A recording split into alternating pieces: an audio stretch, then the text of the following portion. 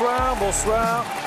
Bonsoir à tous, bonsoir, bonsoir, bonsoir, bonsoir. Bienvenue dans Actuality, votre magazine d'actu tous les soirs en direct sur France 2 à partir de 17h40. On est ensemble pendant 1 heure pour passer un bon moment avec vous, pour parler d'actu bien sûr, mais aussi pour jouer avec l'actu. Ce soir, vous comprendrez pourquoi le plus bel âge dans la vie, c'est pas 20 ans. C'est 60 ans. Et vous entendrez aussi le formidable témoignage d'un homme qui a parcouru la France à pied. Il nous racontera notre pays comme on ne le connaît pas. Pour parler d'actu et pour jouer avec l'actu avec nous, merci d'accueillir notre invitée Roselyne Bachelot.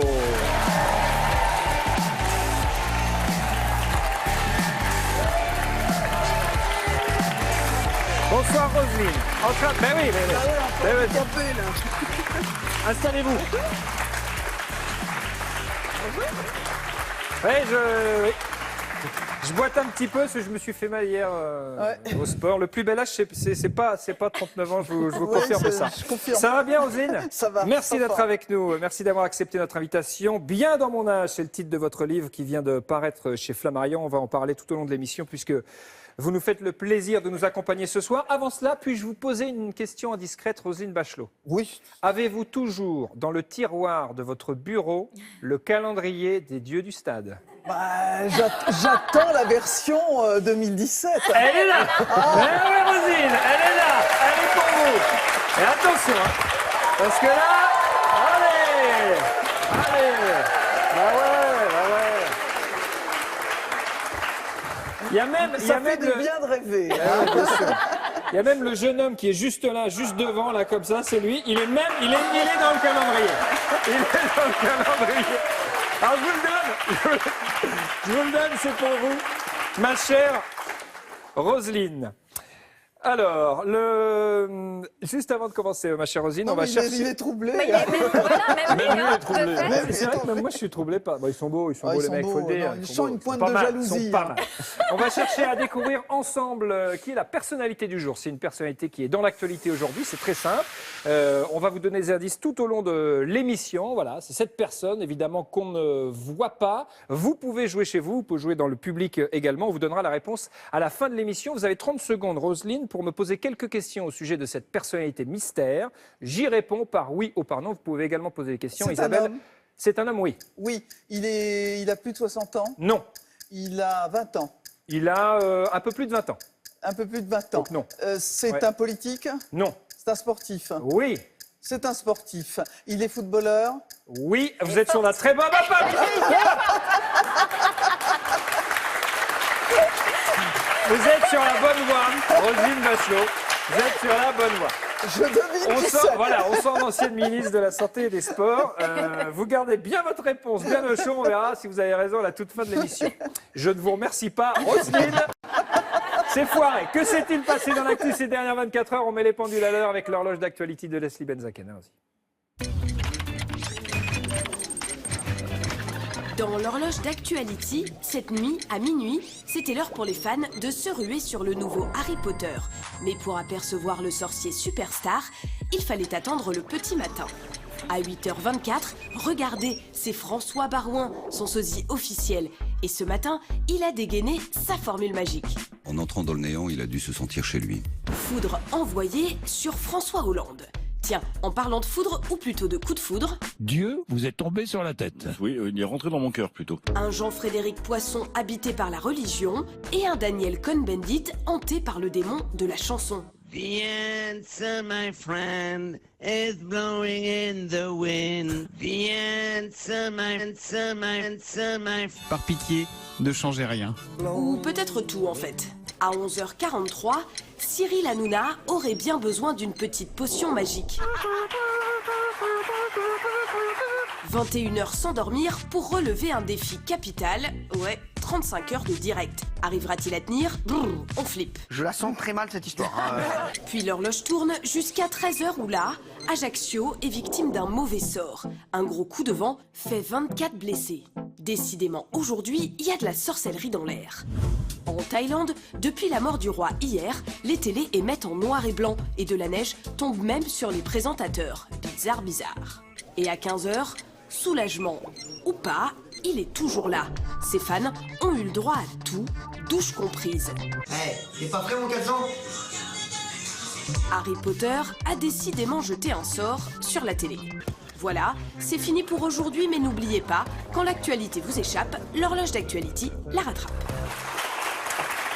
Madame la ministre de la Santé, est-ce que 35 heures à la suite à la télé, c'est raisonnable physiquement? Une fois de temps en temps, pourquoi pas, mais il a pris quand même un petit moment pour dormir, hein, Bah une oui, heure. Hein. Non, mais c'est une bête de scène, le Cyril. Impressionnant. Wow. L'image du Impressionnant. jour, Roselyne Bachelot, c'est le fameux paquet de cigarettes neutres dont vous avez certainement entendu parler cette semaine. Ce sera donc le même paquet pour toutes les marques. Mais quand va-t-il faire son apparition dans les bureaux de tabac? Donc le même paquet, sans marque. Donc, pour reconnaître ce qu'on préfère, ça va être un peu compliqué. Donc ça sera mis quand, tiens d'ailleurs? Ça sera mis quand en vente? Le 1er décembre 2016, le 1er janvier 2017 ou en 2022, quand les buralistes auront réussi enfin à classer tous les paquets s'ils s'y retrouvent un jour. À votre avis, Roselyne? Je dirais le 1er janvier 2017. Oui, c'est une bonne réponse de Roselyne Bachelot, bravo. Est-ce qu'un paquet neutre, ça peut être une arme pour lutter contre le tabagisme? Est-ce que ça peut être efficace d'après vous? Ça peut être une arme. L'arme la plus efficace, c'est l'augmentation massive du prix. Mais en tout cas, Marisol Touraine a réussi à gagner son arbitrage contre Bercy. Et bravo, j'aurais bien voulu le faire. C'est une belle étape d'après vous. Quel regard vos enfants portent-ils sur l'actualité? Comment voit-on le monde quand on a 12 ans? Aujourd'hui, vos enfants se demandent si on peut s'habiller comme on veut à l'école. L'actu vue par vos enfants, c'est l'actu vue d'en bas.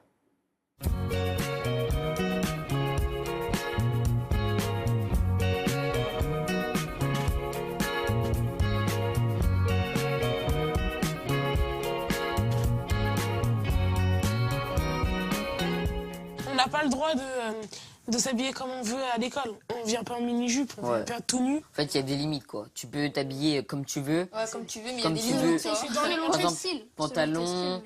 Après, ça dépend les écoles ou les collèges. Ce collège qui a dit non au jogging et au basket, ils font juste pitié. C'est des fous. Attends, le sport là, tu vas pas le faire en pantalon? Non, mais c'est des Français qui sont contre la liberté. Moi, je pense qu'on peut s'habiller comme on veut, mais il y a des limites, pas tout nu, enfin, faut s'habiller quoi. Pour moi, Au moins, on s'habille. Ouais, on s'habille. On s'habille le bas et le haut. moi, ce qui me dérangerait à l'école, c'est les ballerines. Moi, je pense que c'est les gens qui se voilent. Ce serait un peu... Pourquoi? Parce que tu te caches et ça sert à quoi, en fait? C'est selon leur religion, mais après... Et si tu Il y a des limites, quand même. Et si t'es tout nu, c'est... Non, mais cacher le visage. J'ai jamais vu un mec tout nu au collège. Ouais, moi non plus. Hein. Et moi, je ferais grève si on m'interdit de porter un jogging ou des baskets. Moi, je serais peut-être fait comme toi en fait. Moi, je Ouais, ferais moi une aussi. pétition. Moi, j'aime bien les jogging, toi. Moi, je ferais une pétition. Je ferais une pétition pour essayer de trouver des Aussi. votes. Et je ferais grève Et aussi. moi, je ferais les Moi, deux. je On ferais fait ce qu'on grève. veut, on s'habille comme on veut. À part Et Les chaussures, si t'as pas le droit de choisir des chaussures, tu vas venir en quoi? Tu vas venir en bottes Je mettrais des affiches oui au jogging Ouais, moi aussi. et oui à la et oui à la liberté. Les enfants sont formidables. Oui au jogging et oui à la liberté. Vous seriez favorable à l'uniforme comme dans les pays anglo-saxons? J'ai été dans une classe où j'étais en uniforme, trop marrant, un petit chapeau bleu, un corsage à carreaux bleus et blancs, et j'ai tout en bleu marine. C'était bien parce que personne se posait la question de savoir comment il était habillé, s'il était mieux habillé qu'un tel, s'il avait telle chaussure de marque. S'il était plus riche qu'un autre. Voilà, et tout le monde était à égalité. Moi, j'ai trouvé ça sensationnel d'être en uniforme. Et est-ce qu'on peut mettre des crocs roses quand on arrive Oui, à bah la ça, salle vous savez ce que je vous dis, monsieur Touroud, je vous emmerde. Et moi, j'ai trouvé que c'était chouette. J'ai trouvé que c'était chouette. Les crocs, je vais vous dire, elles ont eu du succès et je les ai données à une association d'enfants handicapés qui les a vendues aux enchères 700 €. Vous pourriez pas en dire autant, monsieur Touroud. Bravo! Mais je vais mettre des crocs sans rigoler. 12 millions de personnes ont plus de 60 ans aujourd'hui en France. Et vous, Roselyne Bachelot, vous publiez donc ce livre pour eux, justement, où vous expliquez que tout commence à 60 ans. D'où la première question d'actualité. 60 ans est-il le plus bel âge?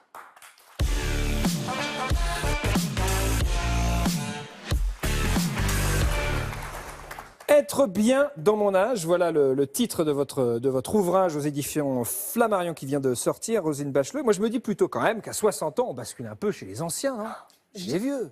Alors d'abord, j'ai pas 60 ans, j'ai 70 ans. Et je dis Ah ouais, on a entendu dans le public. Ça veut dire que ils sont plutôt en pleine forme. J'osais pas vous le demander. J'osais pas vous le demander, vous m'avez donné la réponse. Je dis pas que c'est le plus bel âge, je dis que c'est un bel âge. Ouais.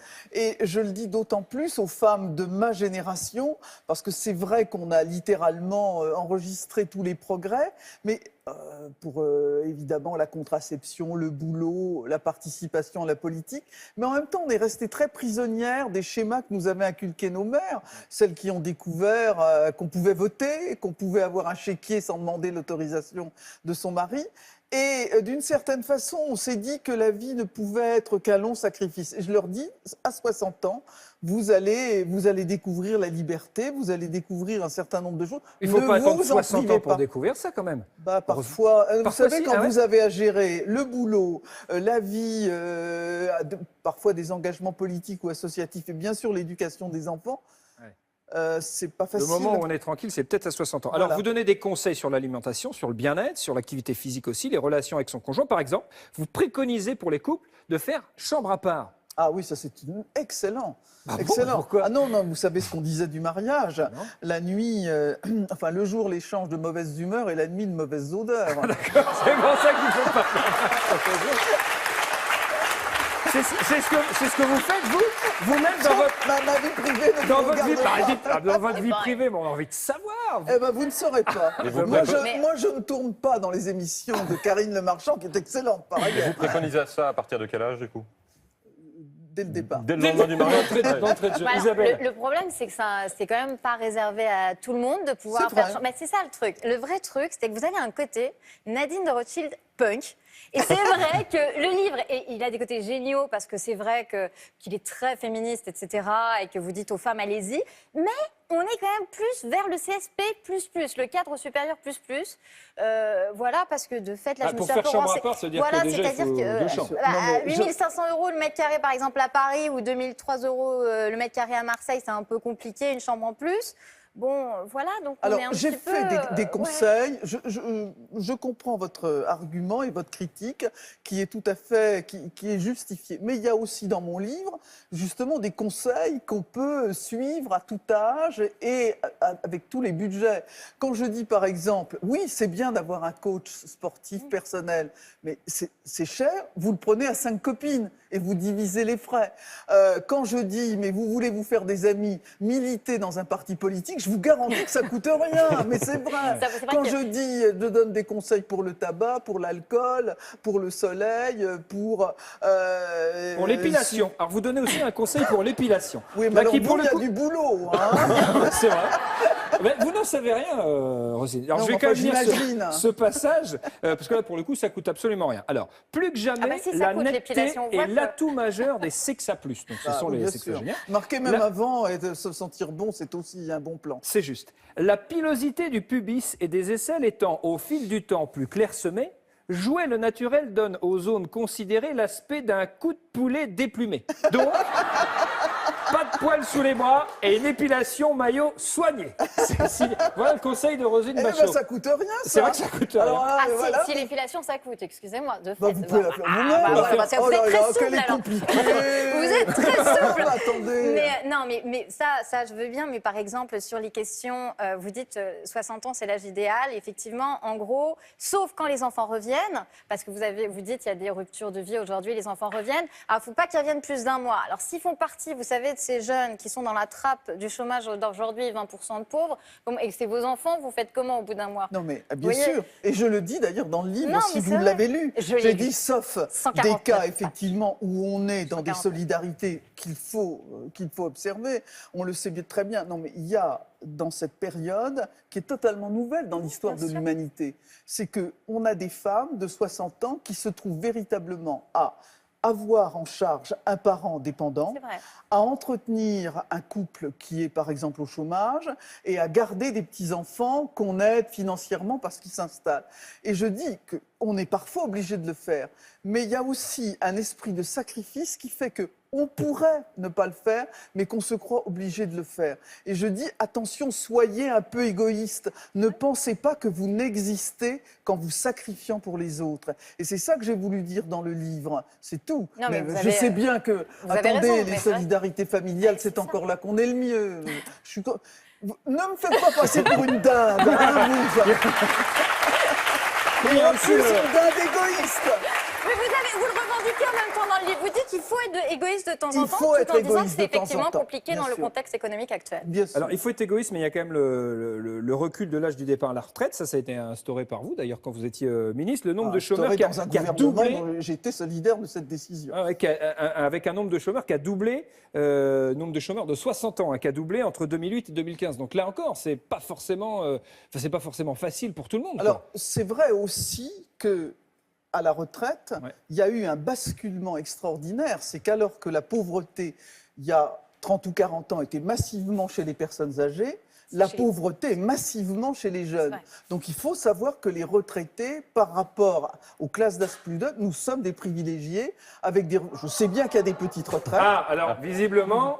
Il y a des dames qui sont d'un certain âge qui disent dans le public que c'est pas forcément le cas. Il y a bien sûr des petites retraites, je le sais. Ouais. Mais globalement, quand on regarde le pourcentage de pauvres chez les jeunes de moins de 30 ans, on a des pourcentages à 23-24%, alors qu'on a des pourcentages de pauvres à moins de 10% dans les personnes de plus de 60 ans. Ça ne veut pas dire qu'évidemment, il n'y a pas de pauvres chez les retraités. Je parle en grande masse. Et peut-être que dans nos... il y a des gens très modestes avec des petites retraites. Je suis parfaitement d'accord avec vous et je n'ai pas dit l'inverse, mesdames. On s'est bien comprises toutes. Mais c'est vrai que c'est très Mais dur. ce problème de la pauvreté qui a changé de modalité, c'est très important. Donc on se trouve, nous, à être des privilégiés parce qu'on a une retraite parfois petite mais qui est sûre. Et c'est ça la différence. Alors, si on est dans un cadre favorable, en tout cas, on peut aussi, selon vous, faire des efforts dans le choix de la lingerie. Vous dites qu'il faut... Non, vraiment, il y a ça qui m'a intéressé. Vous recommandez la culotte haute plutôt que le string et le slip taille basse. Ben voilà, ça me paraît de bonne aloi. Pour des raisons techniques ou Non, mais ce qu'il a Ça fait pas. Je sens qu'il y a des champs d'investigation. Mais c'est fou, hein. Mais vous savez, ce qui les a le plus ravagés, c'est quand vous dites qu'il faut se passer des talons hauts, en fait. Des talons aiguilles, parce qu'ils fantasment tous sur les femmes à talons hauts, et là, ils ont pris un coup, en fait, au moral. Le talon haut est un drame de santé publique à partir de 60 ans. Ah bon? Pourquoi? Mais bien sûr, hein, parce qu'il y a un certain nombre de phénomènes de perte d'équilibre qui se passent chez les gens de plus de 60 ans. Le talon haut entraîne des déformations et du pied et de l'ensemble de la stature, de la posture, et est à l'origine de chutes. Vous savez que la chute est vraiment le facteur de mortalité, de morbidité chez les personnes de plus de 60 ans. Donc, auprès de cela, les accidents de voiture apparaissent risibles. Donc si je résume, plus de talons hauts. Oui. Bah, c'est très joli de ne pas être C'est en pas mal, talons. non, ça va très bien. Ça va très bien aussi. Plus de talons hauts. Des culottes taille haute. Culotte gainante. Et chambre à part 60 ans de bel âge, je suis pas sûr quand même. Mais si, justement. Bah non, mais ça me fait pas rêver, j'ai pas envie d'avoir 60 ans, moi. Enfin, j'ai envie que ça soit un peu rock'n'roll quand même. Non, mais enfin, qu'est-ce que vous préférez? Une belle en talons plats ou une moche en talons hauts? C'est vrai, une belle en talons plats. Bien dans mon âge, c'est ce livre de Roselyne Bachelot.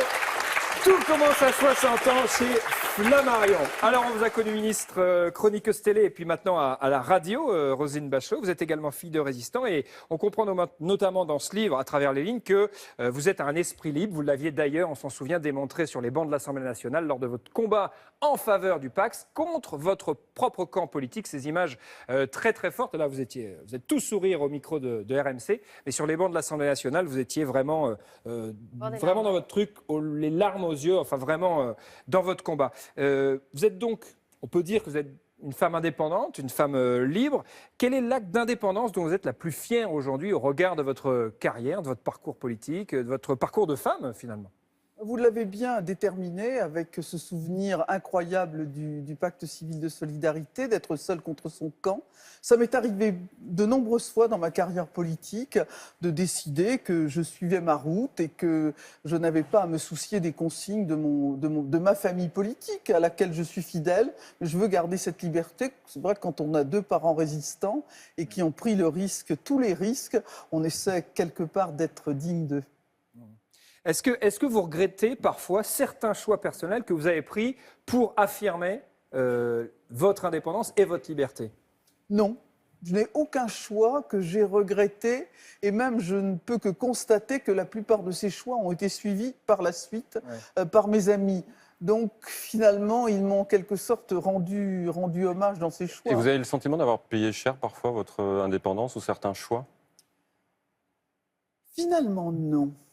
Parce que vous savez, quand j'ai par exemple, reprenons l'exemple du PAC, s'il n'est pas le seul, tout le monde m'avait dit que je serais battu aux élections législatives suivantes et j'en avais pris de risques puisque tout le monde le prévoyait. Et puis finalement, j'ai été réélu dans ma circonscription, y compris par des gens qui m'avaient combattu. Mais j'ai parfois eu, pour être tout à fait honnête, le sentiment d'être un peu instrumentalisé. Que certains étaient contents de me voir aller seul à la bagarre pour pouvoir ensuite utiliser les combats que j'avais menés. Je ne suis pas dupe, je suis dupe de rien dans la politique et surtout pas des instrumentalisations qu'on peut faire de moi. Est-ce qu'une dernière question sur ce point, est-ce que vous avez le sentiment que c'est plus facile aujourd'hui d'être indépendante? Est-ce qu'on est dans une société progressiste et pour la femme d'aujourd'hui, c'est plus simple? Ou est-ce que c'est toujours un combat et c'est toujours aussi difficile? Oh, c'est toujours difficile et je dirais même c'est encore plus difficile parce que je suis, là aussi j'essaie de ne pas être dupe, le fait d'être une femme, je suis rentrée au Parlement, il y avait 6% de femmes. Donc on était tellement rares qu'on nous protégeait. Maintenant que la féminité d'une certaine façon s'est banalisée, on hésite moins à cogner une femme. Il y a qu'à voir la façon dont on a renvoyé Delphine Batho, par exemple, qui était ministre de l'écologie. Maintenant, le nombre fait qu'on se débarrasse peut-être plus facilement d'elle. C'est parfois plus dur. Tout commence à 60 ans, si on vous écoute, et tout continue d'ailleurs après 60 ans. Donc, pour jouer à notre Tendez bien l'oreille du jour, on a choisi des stars de la chanson de 60 ans et plus. À vous de les reconnaître, ma chère Roselyne. Alors, vous reconnaissez soit l'extrait, soit l'interprète de ces chanteuses, des stars. On va vous aider, vous Moi inquiétez qui pas. n'écoute que Verdi et Wagner. Ah, bah alors effectivement, ça va être un peu compliqué. Donc, vous allez pouvoir jouer dans le public et vous jouez évidemment chez vous. Premier extrait, allons-y.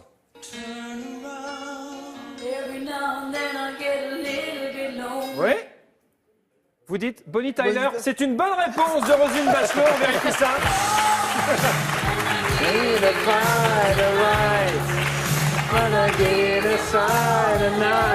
Total Eclipse of the Heart, 65 ans, Bonnie Tyler qui continue encore à chanter. Attention, deuxième extrait, Roselyne. Véronique Sanson. Véronique Sanson, c'est une bonne réponse de Roselyne Bachelot.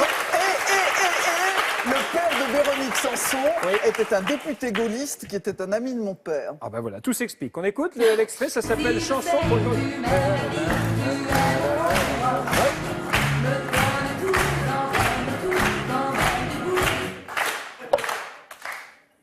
Troisième extrait, Roselyne. Ah ouais, facile. Oui, Blondie, génial, on écoute. Call Me Blondie, elle a 71 ans.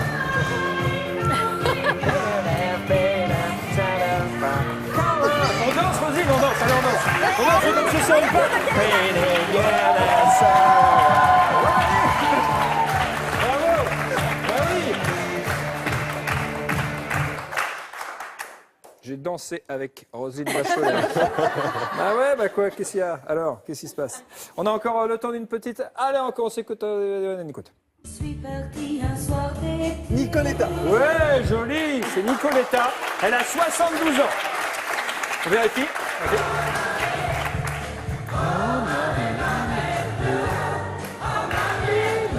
Bravo, bravo Roselyne, magnifique.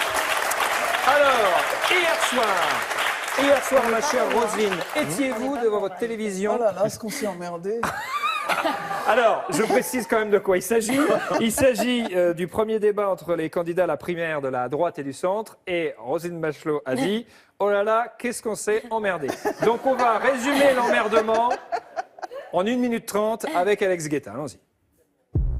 Vous étiez plus de 5,5 millions hier soir devant votre télé pour assister à ça. Bonsoir et bienvenue dans ce premier débat de la primaire de la droite et du centre. 7 candidats, plus de 2 heures de débat et dès leur discours de présentation, Bruno Le Maire et Jean-François Copé ont lancé les hostilités. Il y a 10 ans, en 2007, j'avais comme des millions de Français espéré en la rupture que proposait Nicolas Sarkozy pour notre pays. Cette rupture, malheureusement, on l'a pas faite. Si vous voulez que tout continue comme avant, eh bien vous avez tout ce qu'il faut sur ce plateau. Tiens, Bruno Le Maire, le Jones de la bande, était comme par hasard le seul homme à faire tomber la cravate. Pendant ce temps-là, Nicolas Sarkozy, lui, semblait ronger son frein. Des charges des entreprises. Et la proposition que fait Nicolas Sarkozy, qui intègre le CICE... Mais le débat s'est vraiment animé au moment d'aborder l'épineux dossier des affaires. Quand on veut être candidat à la fonction publique, il faut présenter un extrait de son casier judiciaire. Je tiens mon casier judiciaire à la disposition de Bruno. François Fillon qui disait, sans doute parlant de vous, qui imagine De Gaulle mis en examen? Ce ne sont pas des déclarations qui honorent ceux qui les prononcent. Ouh, ça l'a énervé ça. Du coup, quelques secondes plus tard, c'est Copé qui prend. La loi sur la burqa, pardon Jean-François, ce n'est pas toi, je vous expliquer, ce n'est pas toi qui nous l'a imposé, et tu étais bien incapable d'imposer ni au Premier ministre ni au Président de la République quoi que ce soit. Heureusement, il y a tout de même une chose qui les met tous d'accord. Faire beaucoup mieux que François Hollande ne sera pas très difficile. Les pauvres descendants, les sportifs des décérébrés, les magistrats des lâches. J'ai alors vu la gauche faire n'importe quoi de la France pendant 5 ans. Jusqu'où ira-t-il? Et oui, c'est bien connu, les absents ont toujours tort. La suite au prochain débat, ce sera le 3 novembre prochain. Règlement de compte à hockey choral. Est-ce que je suis pas d'accord là? Est-ce que ça sert vraiment à quelque chose? Très franchement, Roselyne Bachelot. C'est-à-dire, c'est pas de la faute des candidats. La structure du débat, tel qu'il avait été organisé, était complètement stérilisant. On parlait 1 minute, on pouvait répondre pendant 30 secondes. Tout ça a donné un débat très compassé. On aurait aimé justement un peu plus de combat, un peu plus de fight dans ce débat. Tout ça, c'était très triste et très ennuyeux, mais quand même, chapeau, il y a 5 638 000 Français qui se sont endormis devant le débat des primaires, c'est ça. Moi, j'envoie un message à ces 5 638 000 Français. Vous les félicitez. Quand même, je les félicite. Pour qui vous avez voté, Roselyne? Ah, ça, je ne le dirai pas. On ne saura pas si vous faites chambre à part dans votre vie privée. On ne saura pas non plus pour qui vous allez voter. Et je fais chambre à part aussi avec les 7 candidats de la primaire. Joli Roselyne. Alors, on a pris hier une bonne nouvelle concernant Jacques Chirac, qui est finalement rentré chez lui après plusieurs semaines d'hospitalisation pour une infection pulmonaire. C'est un de vos proches, vous êtes proche de Jacques Chirac, vous n'êtes jamais caché. D'ailleurs, est-ce que vous avez des nouvelles? Comment va-t-il? Non, je n'ai pas de nouvelles que celles que communique sa famille. Il est rentré et je trouve que cette rentrée chez lui met en lumière l'espèce de folie médiatique qu'il y a eu avec les annonces de son décès. Figurez-vous qu'on m'a même demandé d'enregistrer des interviews comme s'il était décédé. C'est pas vrai. Ah non, mais absolument. Et qui vous a demandé ça? Je ne vais pas vous dire les journalistes qui me l'ont demandé, mais ils ont été plusieurs. Ce ne sont pas des journalistes, à mon avis. Enfin, sans doute pas. Ouais. Mais en me disant, vous savez, comme ça, ce sera pratique. Comme ça, on passera l'interview tout de suite. Je leur dis, mais ça va pas la tête. Hein. Ouais, quand même. Bon, en tout cas, c'est quelqu'un qui a compté pour vous. Vous l'avez répété souvent au cours de votre carrière politique. Donc, vous le connaissez très certainement. On va donc jouer au « Il a pas dit ça quand même » de Jacques Chirac. Bon. Donc, le principe, Roselyne, est très simple. Je vais vous donner des citations, des phrases. Vous allez me dire si elles ont été dites ou pas par Jacques Chirac. Première citation. « Les prévisions sont difficiles, surtout lorsqu'elles concernent l'avenir. » C'est de lui. C'est de lui, on vérifie. Ouais. C'est vrai, et c'est juste en même temps. C'est juste. Deuxième citation ou pas de Jacques Chirac. « J'apprécie plus le pain, le pâté, le saucisson, que les limitations de vitesse. » A-t-il dit cela? C'est pas lui. C'est pas lui? Non. On vérifie? Ben c'est lui. Il l'a dit en 77 dans l'Auto-Journal. Moi, je trouve que ça lui ressemble quand même. Ouais, mais justement, ça lui ressemblait trop. Ça lui ressemblait trop. Une citation suivante. Roselyne de la Rose, elle a tout sauf les épines. Non, c'est pas de lui. On vérifie? Bravo, Roselyne Bachelot. Je pense que vous allez avoir la bonne réponse à la citation suivante. Qu'est-ce qu'elle veut, cette ménagère? Mes couilles sur un plateau? C'est Chirac à propos de Thatcher. Exactement, bonne réponse. Il était alors Premier ministre, sommet européen, 88, et il parle de Margaret Thatcher après un vif échange. Jacques Chirac. Citation suivante. Toi, ma belle Andalouse, aussi belle que jalouse. Non, ce n'est pas de lui. Non, c'est de Kenji Chirac, c'est pas pareil. Une dernière citation, bravo Roselyne. Ma femme est un homme politique. Est-ce qu'il a dit ça? Je dirais oui. Et vous avez raison. Bravo. On cherche toujours à découvrir ensemble, pas plus avec Roselyne Bachelot, parce que je pense qu'elle a trouvé qui est la personnalité du jour au cœur de l'actualité qu'on devine sur cette photo. Vous pouvez jouer chez vous, bien évidemment. Vous jouez aussi dans le public. Je vais vous donner 3 indices. Selon François Hollande, il ferait bien de se muscler le cerveau. Indice numéro 2, il aimait la quenelle, mais mange aujourd'hui de la paella. Indice numéro 3, il aime passer des vidéos sous le manteau. Si vous avez... Pardon. Non, vous dites pas. Vous notez. Alors, ce qu'on va faire, regardez, vous avez noté. Hop, si vous avez le nom, je vais vous dire après si c'est bon. Et puis on verra ça à la fin de l'émission. Vous gardez bien ça dans votre tête. Très clairement. Je suis sûr que vous avez la bonne réponse, Roselyne Bachelot. Je viens de vérifier. Bravo. Réponse à la fin de l'émission pour nos téléspectateurs. Bravo, Roselyne. Notre invité est un écrivain. Il y a 2 ans, il a fait une terrible chute et pendant sa convalescence à l'hôpital, il se fait une promesse. S'il s'en sort, il va traverser la France à pied. Il s'en est sorti. Il a traversé la France à pied et il nous raconte ce soir son aventure.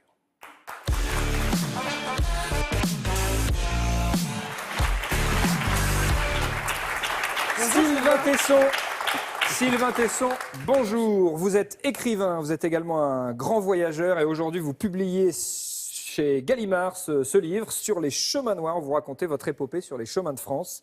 En août 2014, pour recontextualiser tout ça, vous faites une chute de 10 mètres alors que vous escaladez la façade d'une maison. Vous avez de multiples fractures, vous avez un traumatisme crânien, vous êtes plongé dans le coma. Et pendant votre convalescence, vous faites cette promesse, si je m'en sors, je traverse la France. Pourquoi vous êtes mis ce défi-là? C'était pas vraiment un défi, c'était plutôt une sorte de réponse à la nécessité, à l'impératif de rééducation que me conseillaient les médecins. Alors soit je faisais ce qu'il fallait sur des tapis roulants et dans des bains, dans des jacuzzis de boue, vous voyez, dans les centres de rééducation sportive, soit, ça me paraissait beaucoup plus acceptable, je faisais une diagonale à travers la France. Oui, parce que acceptable, c'est quand même un exploit considérable. C'est plus simple. C'était simple. C'est plus simple d'aller à pied, oui, bien sûr. Ouais, vous avez fait quand même 1000 km à pied, donc on va voir cette carte. Vous êtes parti, vous avez traversé toute la France, une grande diagonale qui va vous conduire jusque dans le Cotentin. Donc c'est pas une. Alors c'est très beau le Cotentin d'ailleurs. La France est très belle, vous allez peut-être nous le dire. Donc c'est pas le récit d'un survivant, c'est pas le récit d'un survivant?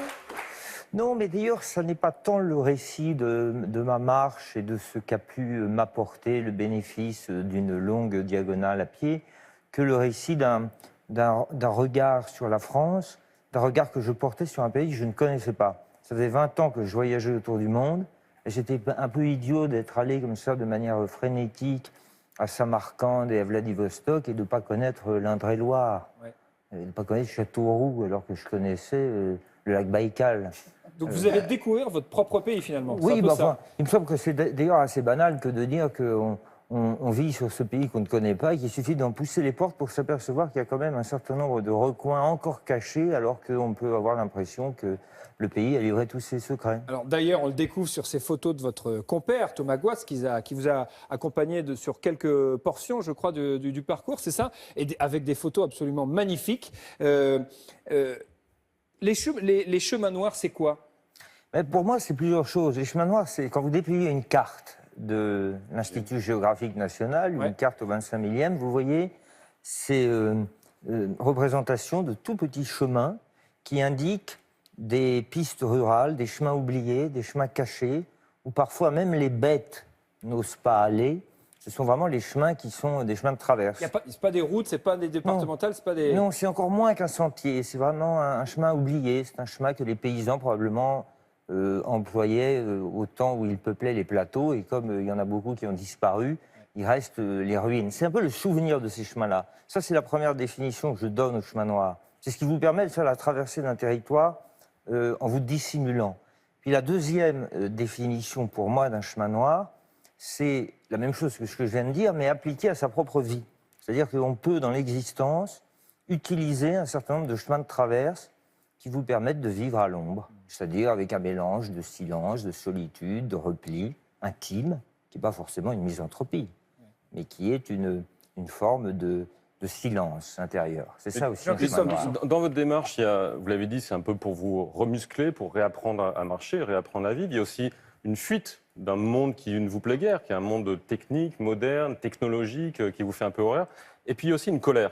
Et une colère dont l'objet est ici, qui s'appelle le rapport sur l'hyper-ruralité, qui a été rédigé par un sénateur de Lozère, qui est une région très rurale, un département très rural, M. Alain Bertrand, un sénateur socialiste. Et ce rapport vous a mis en colère. On a l'impression que c'est ça qui a été le déclic de votre démarche. Est-ce que vous pouvez expliquer pourquoi? Oui, le rapport hyper-ruralité qui a été rendu public en l'année 2015, quelques semaines après d'ailleurs ma sortie d'hôpital, mais en fait fournit à la fois l'envie de faire cette plongée dans cette France de l'ombre, et puis en plus ça me fournissait les cartes. Alors c'est un rapport, vous n'y avez pas participé, Roselyne Bachelot, puisque c'était commandité ce rapport par Monsieur Hérault, je crois que c'était un ministre de la Ve République, Monsieur Hérault qui commande ce rapport, et le rapport conclut qu'il y a comme ça une quarantaine de départements ou de bassins de vie, puisque c'est comme ça qu'on appelle maintenant les territoires dans la nouvelle langue, des bassins de vie qui sont considérés comme hyper ruraux, c'est-à-dire des endroits qui échappent à l'équipement et à la centralisation et à l'aménagement du centre, c'est-à-dire de Paris.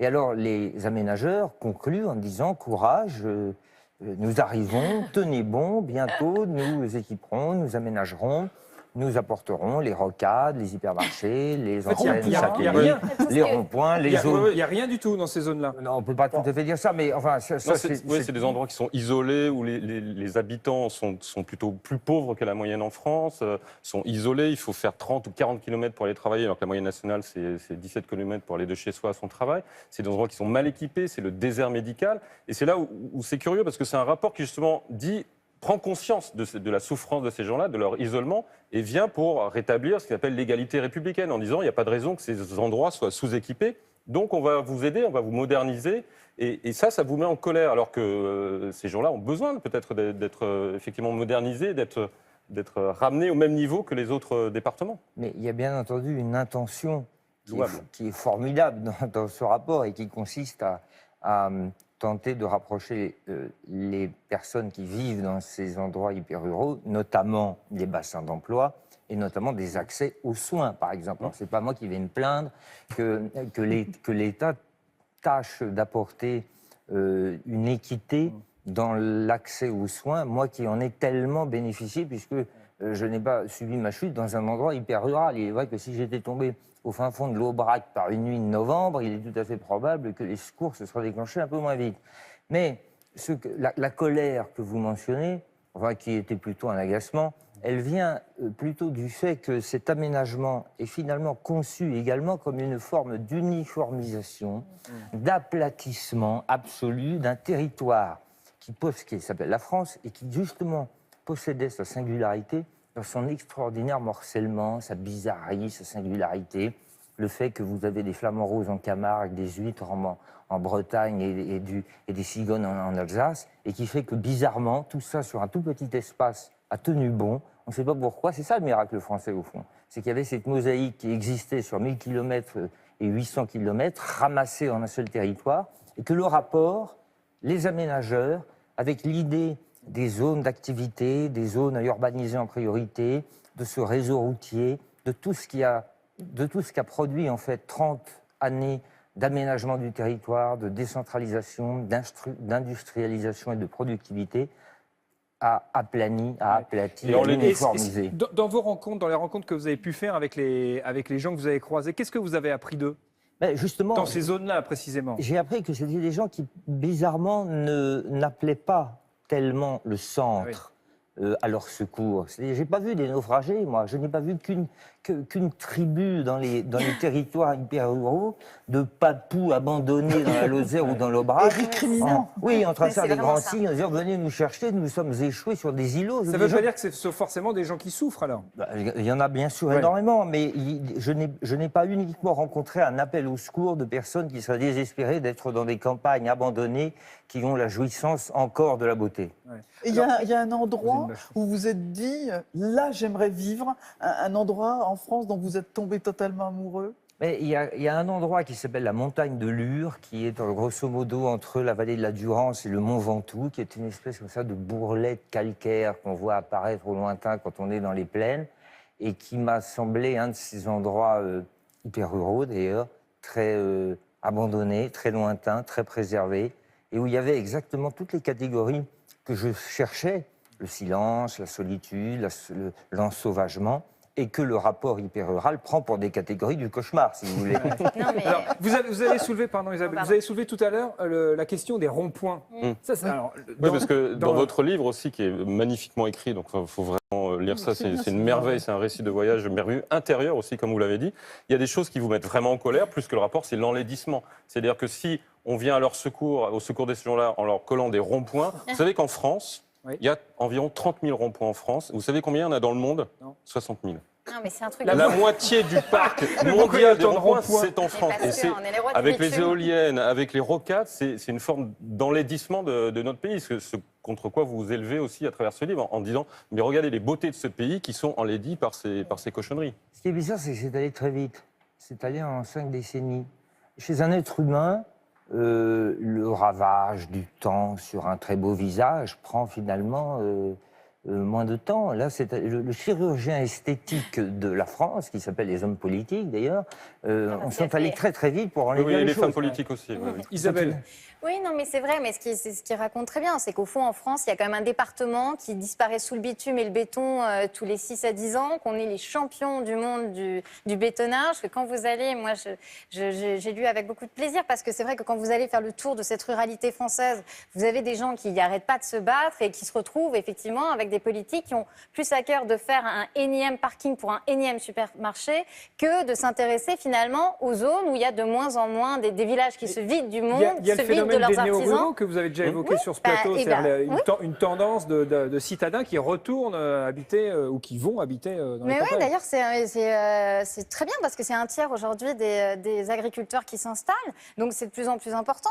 Mais c'est crucial parce que, plaisanterie mise à part, la ruralité, on ne la sauvera que en repeuplant, entre guillemets, les villages et en faisant qu'il y ait des artisans dedans, pas en faisant qu'il y ait des supermarchés en périphérie. C'est vraiment... Roselyne Bachelot, vous avez été élue du Maine-et-Loire, je crois, département très rural. Vous avez ressenti tout ce qu'elle a évoqué? J'étais l'élu d'une zone majoritairement urbaine. Il y avait une partie rurale, évidemment, dans ma circonscription. Mais on a vu aussi le fait que le mythe de la maison individuelle dans notre pays, qui est vraiment très ancré, le désir d'avoir sa maison, avec l'augmentation incroyable du foncier dans les villes, au lieu de se regrouper, de pouvoir accéder à un certain nombre de services, il y a eu un étalement tout à fait considérable. Et maintenant, c'est très très difficile parce qu'on a aussi des gens vieillissants. Ils ont fait leur pavillon il y a 30 ans. Ils ont des problèmes de déplacement. Ils se retrouvent isolés totalement. Et ils se trouvent totalement isolés. Et ils se trouvent avec l'augmentation du prix des carburants, la difficulté à se déplacer, dans des situations de néo-pauvreté qui sont vraiment, vraiment dramatiques. C'est ça la France d'aujourd'hui. Sylvain Tesson, pour finir, qu'est-ce que vous avez retenu de tout ce parcours, de cette aventure? J'ai retenu qu'entre ces deux fatalités, celle dont vient de parler de Roselyne Bachelot, qui est celle du mitage, ce que les géographes appellent le mitage, c'est-à-dire c'était comme quand vous renversez un sucrier sur une table et vous avez comme ça ces millions de petits pavillons sur le territoire de la France. Entre cette fatalité-là et la fatalité du supermarché, due à la décentralisation de toutes ces zones d'activité commerciale, qui sont deux fatalités que rejoignent les routes et les ronds-points dont nous parlions, eh bien, il existe une issue, une sinusoïde, qui s'appelle le chemin noir. Et pour ça, c'est très facile. Il suffit d'avoir un peu de temps, un bâton, une carte et d'aller dans les bois. Et on peut tout de même faire une chose qui est quand même très importante dans la vie, qui est d'aller capter, moissonner quelques instants de beauté. Quelques instants de beauté dans ce formidable livre sur les chemins noirs, signé Sylvain Tesson, avec des photographies de Thomas Gouax chez Gallimard. Et puis, je rappelle que vous racontez de nouveau votre histoire formidable, la Bérésina, l'histoire de la retraite de Russie de Napoléon après la Bérésina. Vous avez refait tout le parcours, là encore, avec votre ami Thomas Gouax. Des photographies, une nouvelle fois magnifiques. Merci de votre témoignage. Vous racontez formidablement les histoires. Merci beaucoup, Sylvain Tesson. L'autre actualité, tout de suite.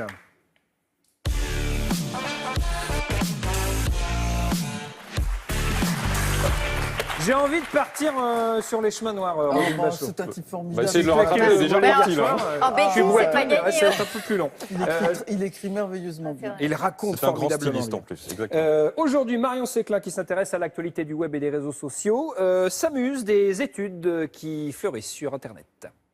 Salut Thomas, salut à tous. C'est pas parce que je suis pas en plateau aujourd'hui que je peux pas vous faire découvrir les merveilles d'Internet. Aujourd'hui, je vous parle de ces articles avec des titres un petit peu racoleurs qui traînent sur les internets. En général, ils commencent par « Les scientifiques affirment que » ou « Selon une étude sérieuse ». Le problème, c'est de savoir comment ces résultats sont obtenus. Parce que franchement, je me demande parfois si leurs scientifiques ne ressemblent pas à ça.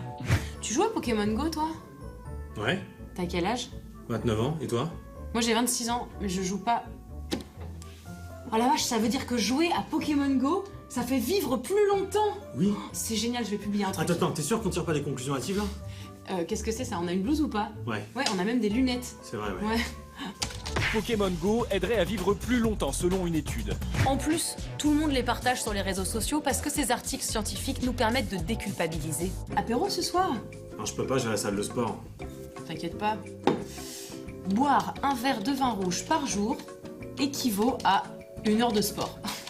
Ah bah c'est bon alors. Selon une étude, un verre de vin rouge serait équivalent à 1 heure de sport intensif.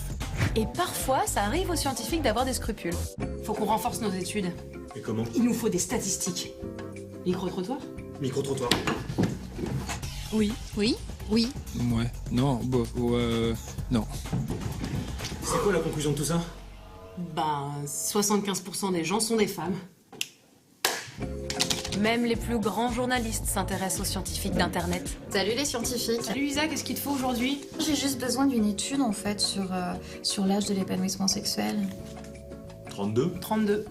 32 ans, ça marche pas trop en fait parce que là on reçoit Roselyne Bachelot, c'est plutôt sur les sexagénaires. 62. 62. 62. C'est parfait, merci beaucoup. Et c'est d'après une étude, hein. On arrive à la fin de ma chronique et je sais ce que vous vous dites. Vous vous dites, elle ne serait pas complète sans un petit animal mignon. Ne vous en faites pas, je vous laisse là-dessus. Bye bye. Très très bien. C'est malheureux mais c'est comme ça. Vous regardez l'actualité, c'est l'heure du jeu de l'actu.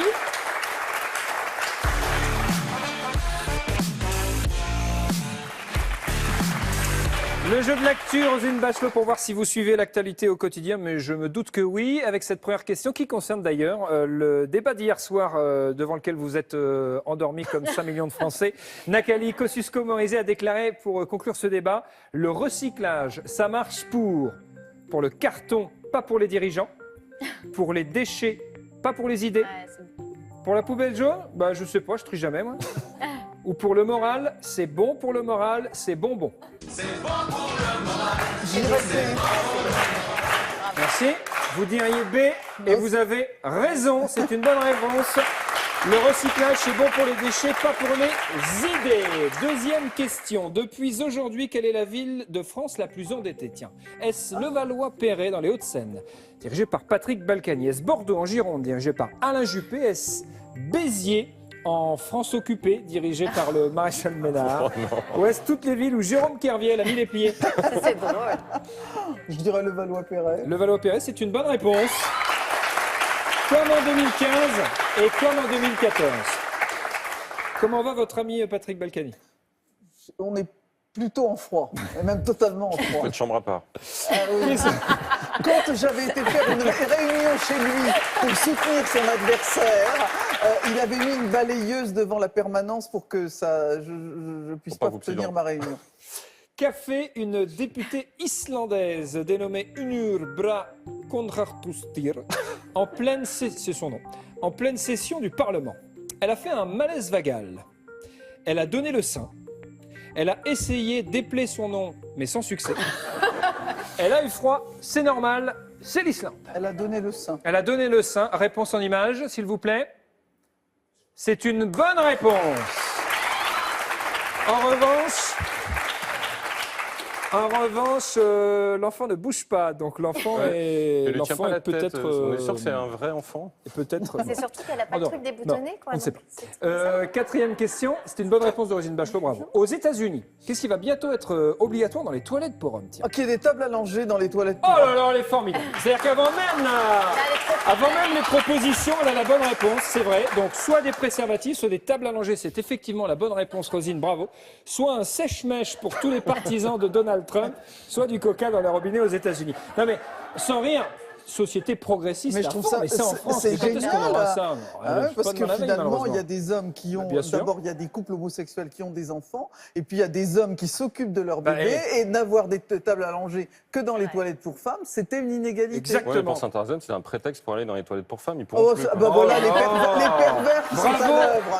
Roselyne, je vous rappelle qu'on cherche à découvrir depuis le début de l'émission qui est la personnalité mystère du jour. Alors, vous aurez la réponse dans un instant qui vous sera donnée par Roselyne Bachelot. J'ai vu la marquer sur ce petit papier, elle a la bonne réponse.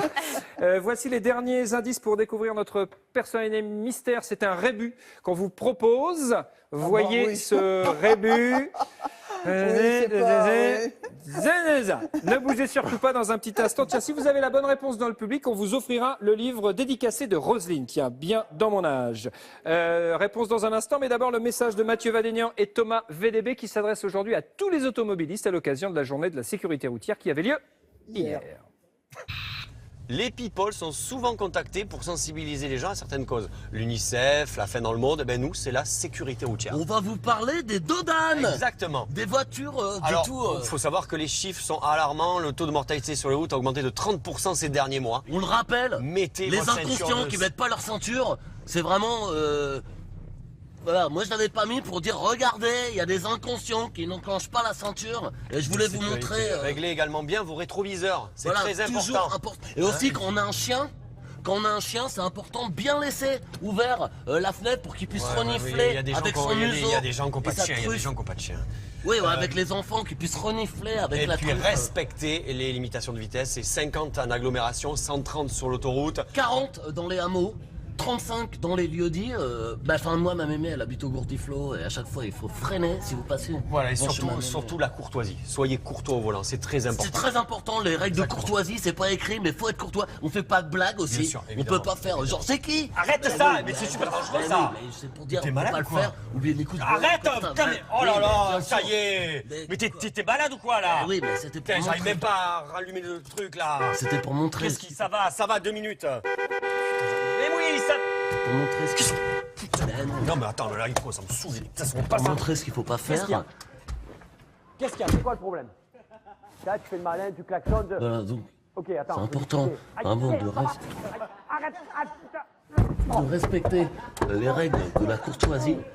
Voilà, surtout si le mec est costaud. Parce que là, je crois que Mathieu, il n'a pas été très courtois. Mathieu Vadénian, Thomas VDB. Tous les soirs dans Actuality. Alors, la réponse, la personnalité du jour, c'était Roselyne Bachelot.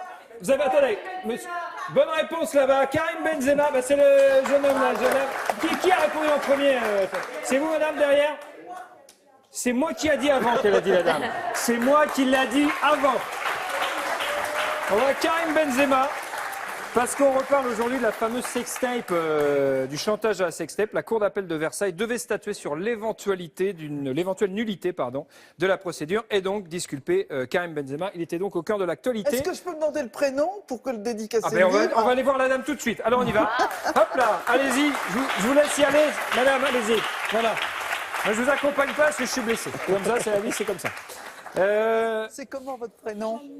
Janine, bah voilà, elle a gagné le livre de Roselyne Bachelot, Janine. Janine, ça s'écrit c'est moi qui l'ai dit en premier. avec 2 N. Donc c'est elle qui a gagné.